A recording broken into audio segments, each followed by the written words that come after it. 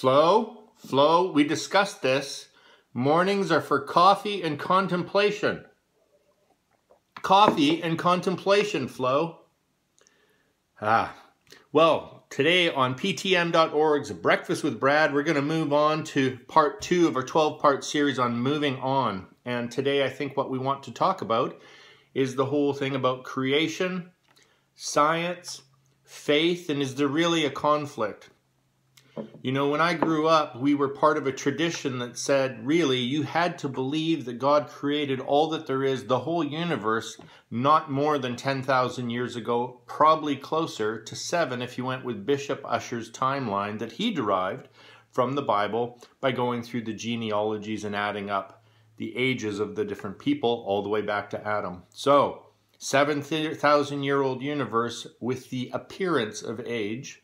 And then on top of that we were required to believe in a literal creation story of humanity where Adam was instantly and completely created out of mud.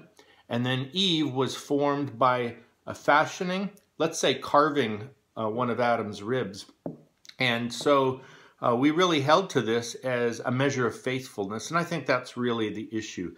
Can I be faithful to the scriptures and also to be able to observe truth out in the world through science and say they're not in conflict? Well, we weren't so sure. And so there was a real anti-science thing that I think still exists out there along with the flat earthers and so on.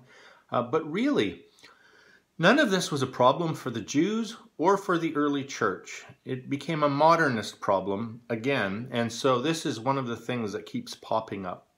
How we sort of think we need to enter the courtroom of modernism and then defend a literalist read of Genesis 1, 2, and 3 and beyond, when in fact it's a genre issue.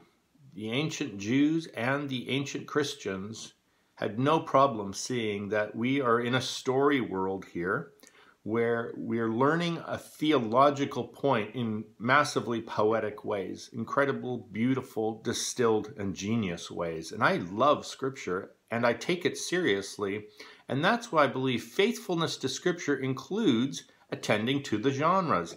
So, could it be that science is right when it says the universe is at least 13.8 billion years ago, and the Bible's right when it's making its point?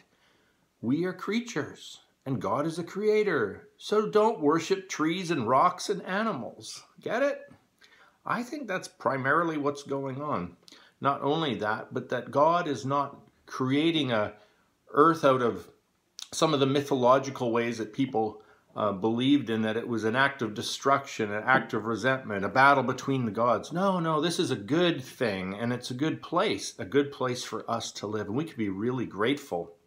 And Genesis 2 and 3, we've got the fall of Adam and Eve. What's that about? Is it about our proto-parents eating from a tree called knowledge of good and evil, or talking to a talking serpent that has legs? I don't think that's the issue. What if the issue is always listen to God, turn to the good, and don't turn from Him? Self-will will get you in trouble. In fact, it could get you killed. Have you noticed this? Watch the news tonight, or don't.